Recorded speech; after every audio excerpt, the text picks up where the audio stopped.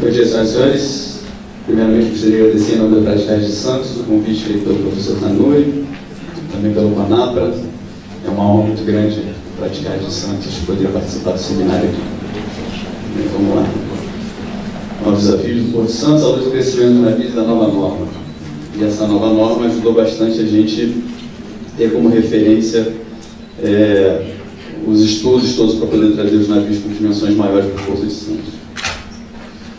Então, o objetivo aqui da palestra é apresentar os desafios enfrentados pela Praticagem de São Paulo, frente ao crescimento acelerado dos navios e a consequente preparação para viabilizar o acesso desses navios no porto. Então, eu dividi a palestra aqui em crescimento dos navios no Porto de Santos, os riscos relacionados, preparação da Praticagem do Estado de São Paulo e as conclusões. Então, fazendo primeiro um panorama geral aí do crescimento dos navios conteneiros no mundo, nos últimos 50 anos, essa figura já foi até apresentada pelo professor e doutor Felipe na palestra anterior. É um dado retirado da Aliança Seguradora, e aí a gente pode ver como é que foi o crescimento desses navios a partir mais ou menos aí de 1968, como está aqui. E é importante dizer que teve um aumento aí de 1.200%, de 68 até os dias atuais. É notório aí no gráfico o crescimento desses navios e o salto que eles dão nesses últimos anos em relação ao tamanho e a capacidade de carga que eles aumentaram. Já para o Porto de Santos, trazendo essa evolução do tamanho dos navios conteneiros que escalam o Porto de Santos nos últimos 10 anos, a gente pode ver que a gente em 2008, na classe Monte, que é uma classe dos navios da Volkswagen, capacidade de carga era de 5.500 containers, Ele tinha um lower de 272 metros, com uma boca, uma largura de 40 e um porte de 65.000. Já 7 anos depois, a classe Capsan, também da Volkswagen, que a gente pegou como exemplo aqui, já dá um salto aí para 9.700 containers, comprimento de 333, largura de 48 e já quase que dobra esse número do porte, do deadweight do navio, para 124.000. E agora, no último ano de 2017, indo para 2018, a gente tem a expectativa de receber navios da classe de 366 de comprimento. E um exemplo aqui seria o MSC Kalina. Ele já passa 13.800 a 14.000 teus de capacidade, 366 metros de comprimento, 51 de boca de largura e 163.000 de deadweight. E aí isso foi sinalizado pela autoridade portuária, a vinda desses navios, e aí a Praticagem de Santos se antecipou e começou a realizar estudos para poder receber esse navio. E uma das coisas mais importante que a gente percebeu quando a gente começou a conversar com o comandante, com outras praticagens que recebem essa classe de navio, foi o seguinte: olha, não é só porque ele aumentou 30 metros de comprimento, um pouquinho a largura, que vai caber, ou então vai ser um navio tão bom quanto, ou mais ou menos o mesmo tipo de manobra. Não, é bem diferente. É uma classe de navio tratada especial lá fora. Eles são chamados de VLCS, são Very Large Container Ships. A partir daí eles já começam a ter uma manobrabilidade, uma forma de tratar o navio bem diferente.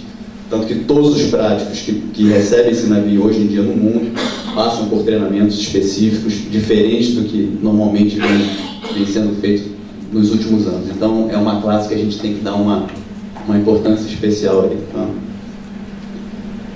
Relação peso e potência. Então, apesar de você ter um crescimento de carga por navio de 71%, de 2008 para 2016, e a gente tende a esperar, é um navio maior, é uma máquina melhor, não necessariamente. A gente pode ver pelo gráfico, pelos dados aqui, eu usei os mesmos navios aqui para comparação, Então, a relação peso e potência aqui já começa a diminuir, Então não necessariamente você vai ter uma máquina mais eficiente, uma relação peso e potência melhor, pelo contrário, é até menor. Então a gente tem que lidar com ele de uma forma diferente. Aqui eu coloquei um navio tipo de 366, 51 de boca, e a gente fez estudos em ensaios em modelos tripulados, principalmente, né? Tanto que a fonte dessa é o Maritime Pilots Institute, o MPI, que é nos Estados Unidos, onde a gente foi fazer o treinamento dos práticos e continua ainda até hoje fazendo o treinamento dos práticos lá. A gente está em fase de elaboração final disso aí. E o navio tipo que a gente pegou foi justamente um navio com área bélica de 14.500 metros quadrados e um canal de 15 metros de profundidade, e ele calava 13 metros. Tá? Então, pelos gráficos a gente vai perceber, vão ter outros gráficos aí nos slides posteriores aí, a gente sempre tem uma curva exponencial, né? Em todos eles. Então a gente coloca um gráfico aqui de tonelada de bola de pool necessária para ventos de través, e aí a gente pode ver que o negócio é exponencial, é esquisito aqui para quem manobra, né? Você olha um gráfico desse, você já fica assustado com a capacidade de bola de pool que você vai precisar. Tonelada de bola de pool requerida para corrente de través também, né? Então é diferente de muitas classes de navio. Com o mesmo navio tipo, a gente fez vários testes nesse sentido, e onda também, para condição de onda, través e squat previsto em águas raras. Normalmente uma curva exponencial, né?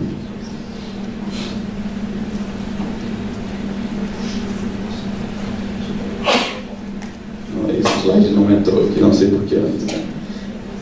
Aqui eu só coloquei essa ilustração para vocês terem uma ideia de grandeza de área bélica, tá? Então a gente faz uma comparação aqui de um carro, de um caminhão, de um Airbus A380, do porta-aviões Charles de Gaulle.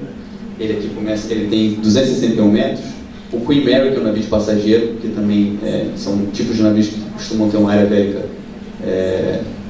preocupante para quem manobra, né? Ele está aqui com 345, e a gente já pula para o Marco Polo, que já vai para a faixa dos 396, que são navios da faixa de 400 metros. O de 366 estaria justamente entre o Queen Mary e o Marco Polo, né? Então já dá para ter uma ideia da grandeza de área bélica desses navios aqui, tá? É mais um gráfico para vocês terem uma ideia de que, quando a gente fala em área bélica aqui, que foi mencionado nas palestras anteriores de ontem, né? Vocês terem uma ideia do que é manobrar um navio desse com uma condição de vento forte. Atualmente, hoje mas hoje em dia, a gente, na pesquisa com outras praticagens, a gente viu que eles não passam de força 5 Belfort numa manobra de um navio desse porte. Então, dependendo da praticagem do local, se você não tiver uma restrição muito grande em bacia de evolução, ou então uma aproximação para você fazer um berço, para você então uma aproximação para navegação, você até pode passar um pouco de Belfort força 5, né? Tem alguns lugares que você manobra na faixa de até 25, 30 nós de vento, mas dependendo muito da condição de calado do navio também, ou então o local de atracação. Mas normalmente, uma média aí mundial, até Belfort 5, na faixa de 17 a 20 nós, dependendo da situação e do local de atracação também, tá? Então, essa questão da área bélica para um navio dessas dimensões é muito importante para quem manobra. Muitas vezes o pessoal tende, a comunidade marítima tende a só se preocupar com a questão de folga abaixo da quilha, calado e enfim, condição de navio leve ou pesado. Mas tem que saber que as obras mortas, nesse caso também a área bélica, é tão importante quanto.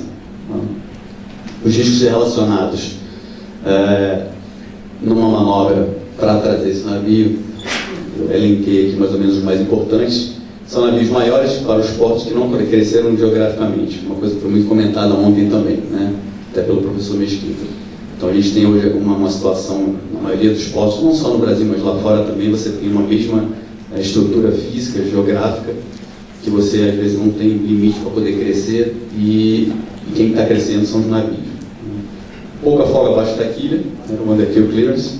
Navios mais difíceis de manobrar, governar com pior relação peso e potência, né, de acordo com aquele gráfico que eu mostrei para vocês, senhores, agora há pouco. Algumas classes com lemes de pequena área.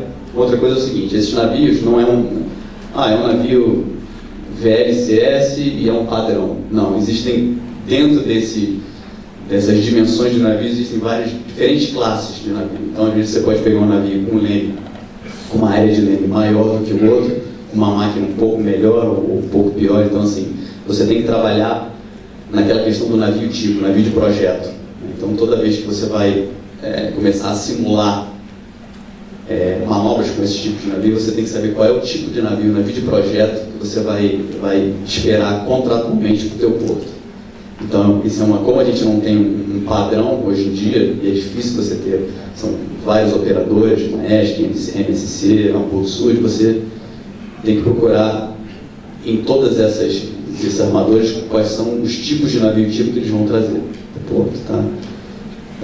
Então, 99% deles têm fraca habilidade de guinada, até porque você tem uma condição de leme não tão boa para o tamanho do navio que ele quer.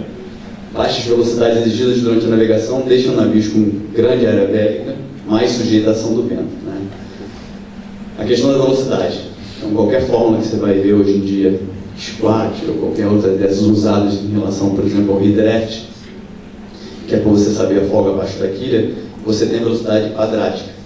Então, a velocidade é um fator, acho que um dos mais importantes para quem manobra, principalmente em navios desse porte.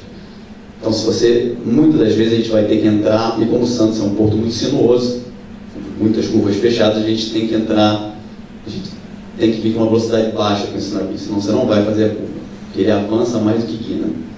Então, em todos os estudos, em todos os papers sobre esse navio que a gente pesquisou, ele tem essa fraca habilidade de guinada. Isso é um dado que todos os pesquisadores mencionam, né, em relação a esse navio. E um fator não menos importante, mas talvez um dos mais importantes, é a interação hidrodinâmica, tá? Que foi mencionado pelo professor Tanuri ontem também. Isso aí é de suma importância para a gente lá em Santos, porque as curvas e vários trechos do canal são estreitos. E a gente tem navio atracado nas duas margens, né? Então, em vários trechos, para essa condição de navio, a gente tem que passar a menos de 5 nós, talvez. Então, como às vezes o dash load de um navio desse é de 7 a 8 nós, né, porque você não tem um padrão, como eu falei, então você tem que dar o teu jeito de passar naquele local com 5 nós, talvez, máximo de velocidade. Ou usando rebocador para te frear, ou então parando máquina, ou então fazendo alguma coisa para você poder não desatracar os navios por onde você passa, tá? Um exemplo aqui que eu destaquei foi justamente o estudo que a gente fez junto com a USP aqui, no tanque de prova, com o professor Tanuri. Na época que começaram os estudos e as simulações para trazer esse navio para o Porto de Santos, e a gente identificou aqui um exemplo dos vários locais que teria esse risco e teria com certeza uma interação hidrodinâmica durante a passagem desse navio ao longo aqui do canal, tá? Algumas fotos aqui de passagem, onde é bem provável que você tenha uma interação hidrodinâmica, né, desse porte de navio. E aí influencia muito a questão do calado, né? Quanto mais pesado você está, mais chances de você interagir hidrodinamicamente, né, com outros navios atracados, e a questão da distância. Então são dois fatores importantes que a gente tem que tomar cuidado nessa hora. É a velocidade com que você passa e a distância com que você está passando do navio também. Não adianta você querer passar 5 nós, mas com uma distância muito pouca, 2 bocas, ou então até menos, você vai movimentar um navio que está atracado e até muitas vezes desatracar um navio desse, arrebentar todos os cabos e ele desatraca. Que é uma coisa que, não digo que é frequente em Santos, a chegar a esse ponto, mas é uma coisa que a gente já viu acontecer. Até porque o prático está manobrando e passando com um navio desse, muitas das vezes a gente precisa, porque pega um vento, que abate o navio, alguma coisa assim, você precisa passar numa distância menor do que você estava esperando. E aí, se o navio não está bem atracado, ele vai desatracar, ou então vai arrebentar os cabos. Continuando em relação aos riscos relacionados, eu fiz um apanhado dos acidentes recentes com essas classes de navios, os VLCS, ou então os Ultra Large Container Vessels, né, que são os navios já da faixa de 400 metros ao redor do mundo. Então, eu peguei a partir de 2016 até esse ano, Então eu começo com um CSL India Ocean, que ele tem 400 metros, 59 de boca, 19 mil teus, né, de capacidade de container, construído em 2015 e encalhou em fevereiro de 2016 na aproximação para Hamburgo. Segundo o relatório, foi falha do sistema de governo. Mas um encalhe de um navio desse, você vê que é um canal, não é estreito, é bem largo. Mas encalhou no meio do canal, acabou. O tráfego está parado aí por algumas horas, se não dias, para você esperar uma maré subir e desencalhar um navio desse. Tá? Então, apesar do tamanho e tudo bem, um encalhe de um navio, qualquer que seja o tamanho, é uma coisa preocupante para qualquer porto, mas nessas dimensões, o negócio extrapola. Outro acidente foi com a PL Vanda, já tem um pouco menor, 368, 51 de boca, que é mais ou menos a classe, o tipo de navio que ia para Santos, construído em 2013. Encalhou em fevereiro de 2016 também, no mesmo mês, na ilha de Wright, Le Havre, e a viagem estava indo para Southampton. Encalhe proposital, foi meio que uma varação após uma falha de máquina. O prático estava a bordo e ele teve que varar o navio para não deixar o navio ir para um outro local que seria pior ainda do que ele tivesse colocado o navio nessa condição. MSC Fabiola, no canal de Suez, é um navio parecido com o nosso também, que iria para Santos, um pouco menor em termos de capacidade de container, construído em 2010, falha de máquina também. Então esse negócio de falar, não, mas o navio é altamente tecnológico, muito moderno, acabou de sair do estaleiro, isso é meio preocupante, isso não quer dizer nada. Navios novos a gente tem que se preocupar também, assim como qualquer navio pode falhar máquina, pode falhar leme, enfim, pode dar um blackout, você se vê numa situação às vezes que resta é rezar. CNA CGM Vasco da Gama, já é na faixa dos 400 metros, 54 metros de boca, quase 18 mil teus aí, construído em 2015, e encalhou em agosto de 2016, nos arredores de Southampton também. A causa não foi informada, segundo o relatório aí, que está top secret o negócio. Esse foi mais recente, foi janeiro desse ano, o Gustav Maersk, 367 metros, 42,8 de boca, quase 10 mil teus, construído em 2008, no estreito de Messina, na Itália. Acho que foi até uma foto que saiu, foi bem divulgada aí no G1, nas redes mundiais aí. Segundo a Maersk, não houve indícios de falhas técnicas. Então, a gente não soube exatamente o que aconteceu. E esse foi o mais recente, agosto de 2017, em Beth, Holanda, saindo de Antuérpia, o CSL Júpiter. É bem parecido com o navio que viria para Santos, né? 366, 51, e é um navio tipo que a gente está estudando. A gente está usando justamente essas dimensões de 366, com 51 de boca e 14 mil teus, construído em 2011, está aí, falha de sistema de governo. O leme falhou e o prático não teve outra a não ser varar na praia lá. Não teve jeito. E aí, durante um bom tempo, ficou ali sendo... o pessoal local ali ficou sendo uma atração. Demorou bastante para tirar esse navio, porque ele varou muito para a praia, então até ter maré, condição de maré para retirar esse navio, foram usados 14, 15 rebocadores fortes para poder tirar. Então, quer dizer, é uma situação, é uma catástrofe praticamente completa. Preparação da praticagem, né, para poder receber esses navios, e não só receber os navios, mas assim, a gente sentiu lá em Santos que o crescimento estava muito rápido dos navios, né? Não só em comprimento, mas principalmente em largura, que é um dado muito importante para a gente, por causa dos trechos de canais que são estreitos. Então a gente começou em 2012, 2013, já começar a se preocupar com isso, e nem se falava no 366 em Santos nessa época, mas os portes de navios foram crescendo muito, né? Principalmente os conteneiros. Né? Em relação aos navios tanques, os graneleiros, a gente não teve praticamente muita modificação em relação a dimensões, mas os conteneiros foi uma coisa muito rápida, para Santos principalmente.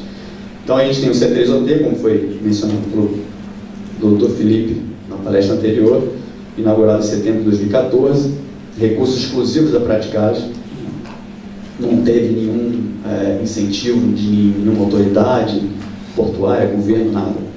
tudo nosso, recurso exclusivo da Praticagem. A gente tem dados oceanográficos e meteorológicos em tempo real, e uma das ferramentas importantes para isso é o HidroF, que eu vou falar um pouquinho mais na frente. Dados de AIS, câmera ao longo do canal auxiliam no controle do tráfego. Então são 2 operadores permanentes, como padrão normal, né? Mas o interessante são os sensores que estão linkados a esse sistema e a tecnologia que a gente embutiu também no C3OT. Hoje a gente tem condição em tempo real de poder prover informações não só para o nosso uso, para a Autoridade Portuária e Marítima, mas também, para vocês terem uma ideia, hoje com todo esse aparato que a gente tem lá em Santos, a gente está junto com o bombeiro, defesa civil, toda vez que a gente tem uma ressaca, por exemplo, eles estão linkados diretamente com um hotline com a gente, que a gente já passa diretamente esses dados para a defesa civil, por exemplo, e eles já sabem, dependendo da previsão do que está acontecendo em tempo real, os locais em Santos, da ponta da praia, ali do bairro mais próximo, né, no local mais próximo do mar, onde a gente possa fazer o fechamento daquela área. Redraft, como explicado, muito bem explicado pelo Dr. Felipe aqui, não vou entrar muito em detalhe, mas é uma ferramenta, uma das mais importantes que a gente tem hoje em dia aqui, lá na Praticagem, desenvolvido em parceria com a Argonáutica, TPM, laboratório aqui da USP.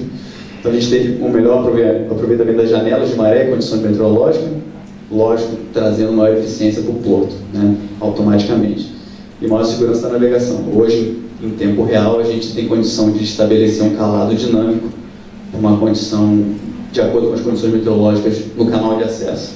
Então, antigamente, antes de ter todo esse aparato C3OT, como é que a gente fazia isso? A gente não tinha dado de leitura de onda, nem nada disso. A gente mandava a lancha lá fora e a gente mais ou menos estimava no olho o quanto de altura de onda, o quanto mais ou menos de restrição de calada a gente poderia ter. Não sei se vocês lembram, na palestra anterior, aquele gráficozinho que o Dr. Felipe mostrou aqui no canto direito, mostrando que veio de 8 dias a 4 dias a restrição de manter o navio, ou então por causa de calado, né? Então hoje a gente tem uma precisão muito maior e uma confiabilidade no sistema, até porque o sistema é estressado diariamente e versões cada vez mais novas, né? Então a gente hoje em dia confia no sistema e passa para a autoridade portuária e marítima essa segurança na hora de falar, olha, você pode restringir o seu calado a 13,4 metros, que a partir daí a gente sabe que o negócio vai ficar feio. Tá? Outras medidas importantes que a gente tomou foi a parte de equipamento. Então, um exemplo aí é o PPU, Portable Pilot Unit, é um equipamento que o prático tem para auxílio durante as manobras com o navio.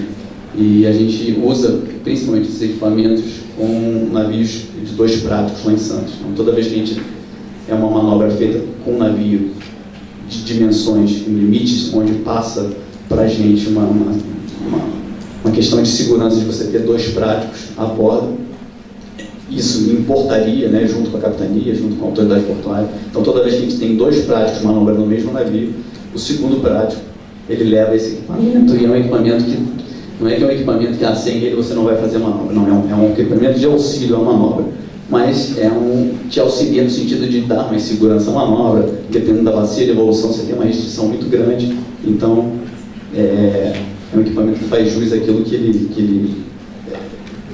para o qual ele foi fabricado. A gente hoje dispõe de 4 unidades dessa, né, e uma delas até com precisão DGPS, tá? A gente pode falar em torno de 50 centímetros de precisão. Então, dependendo da restrição do local de atracação ou então da navegação que você vai fazer, a gente está sempre levando esse equipamento, tá? Os praticários ao redor do mundo que operam essas classes de navio utilizam o PPU para auxílio durante essas manobras também. Isso é um equipamento normal hoje em dia. Aquisição de novas lanchas também, até porque provavelmente quando esses navios começarem a escalar o Porto de Santos, a gente vai ter que pensar numa situação até para você ter tempo de montar um equipamento desse a bordo, o PPU, enfim, você tem que estar sempre se antecipando ao embarque. Então, é uma lancha que te dá mais autonomia, mais estabilidade, então até isso que é a questão do embarque e o desembarque do prático, a gente tem que estar pensando também. Tá aí o exemplo dessas lanchas de maior porte e autonomia. Tá? Preparação da praticagem em relação à simulação, que é uma coisa hoje padrão de se fazer. Então, muitas simulações foram feitas aqui, continuam sendo feitas aqui na USP. O simulador Full Mission da USP vocês conheceram ontem, tiveram a oportunidade de conhecer ontem. Manobras no terminal por BTP, essa imagem mostra isso aí. Navegação do estuário do Porto Santos e canal de acesso. Essa foi uma das primeiras simulações que a gente fez aqui na USP, quando a autoridade portuária requisitou esses estudos junto com a praticagem. Um outro simulador que a gente usou também foi o MyTegs, lá em Baltimore, nos Estados Unidos. A gente fez bastante manobras de atracação e emergência, navegação do estuário do Porto Santos. O MPI, que em Compton, nos Estados Unidos também, é o mesmo centro que tem o modelo tripulado, e eles dispõem de simulador lá também. Em Buenos Aires, no CIPSA, que é um simulador de Full Mission também, com manobras da Embraport, a gente fez algumas manobras lá. A questão do treinamento de modelo tripulado em Porte Revel, a gente todo ano manda bastante gente, todos os práticos estão fazendo. A cada ano a gente manda pelo menos aí 20 a 30% dos práticos para poder fazer não só treinamentos de ship handling, de emergência, básico, de atracação, mas também treinar outras manobras e até idealizar manobras para poder receber navios grandes também. O treinamento em Compton, aquele que eu mencionei, que é justamente ele tem esse modelo tripulado 366, que não são todos os centros de modelo tripulado no mundo que tem esse modelo dessas dimensões.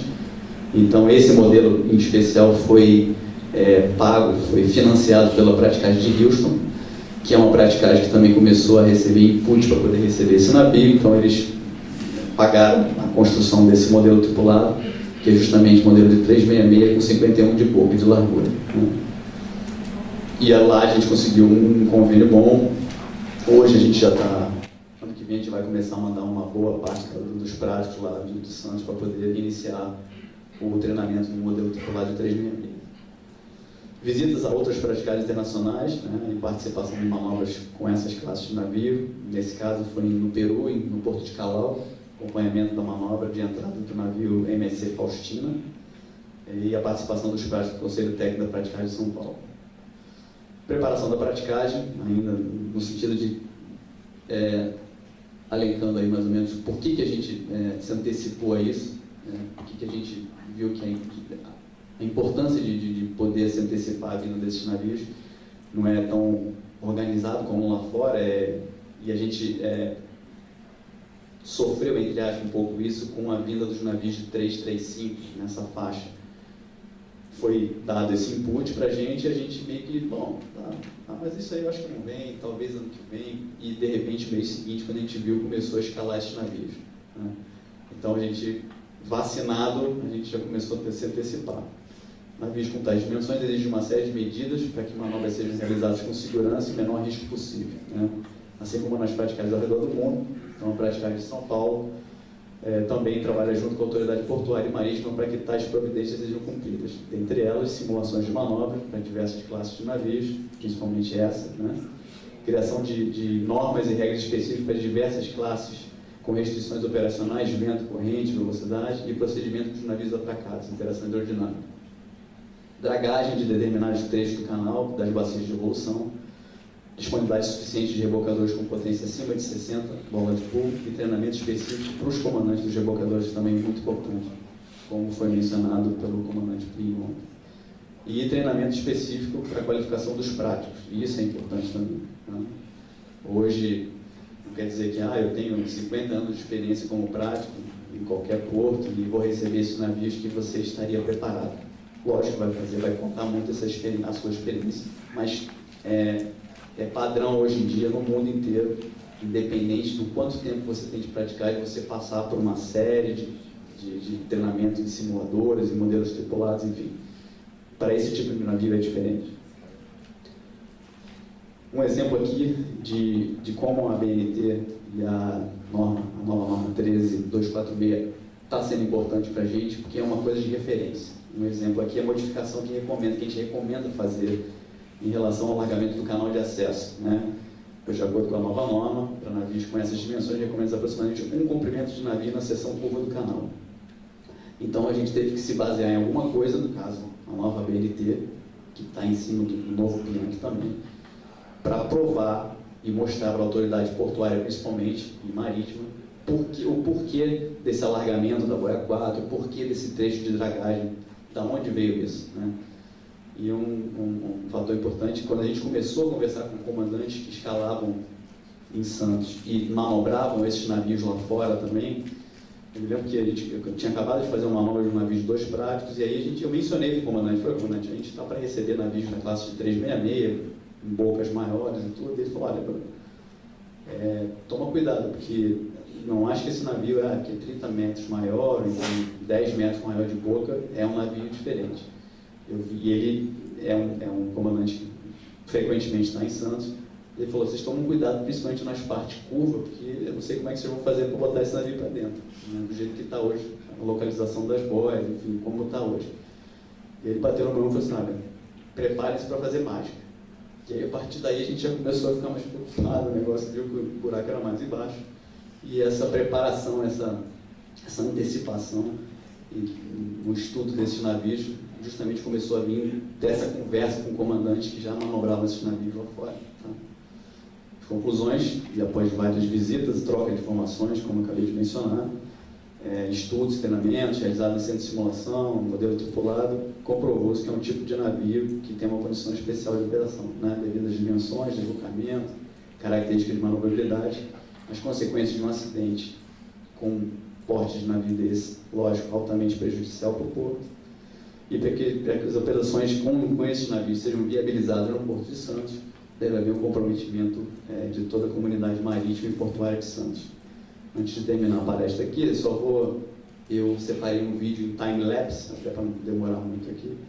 Só para vocês terem uma ideia, é uma entrada, é uma manobra com um container, não tão grande, lógico, quanto a gente normalmente faz, mas ele mostra desde a entrada do navio na boia 1 Alpha, onde a gente costuma embarcar, até lá o último terminal de container, que é o mais afastado, e vocês vão perceber ao longo da navegação do navio o quanto é sinuoso o canal de Santos, e o quanto é delicado essa questão de você trazer um navio com essas dimensões. Tá?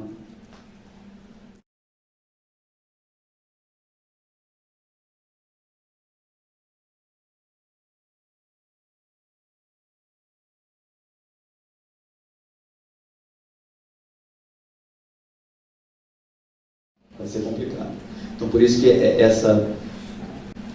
ele é um navio sensível, a gente tem que ter muito cuidado na hora de manobrar um navio desse, você tem que estar sempre rastreando vento, corrente, condição de estofo, os rebocadores certos para poder fazer essa manobra. Então, quer dizer, é diferente, é delicado, é sensível, mas é possível. E a gente está junto com a autoridade marítima e portuária trabalhando para poder trazer esses navios para o Porto de Santos, junto com a ajuda da USP, dos centros de simulações, do centro de excelência de simulação que a gente tem aqui na USP, e espero que em breve a gente receba esses navios aí. Muito obrigado.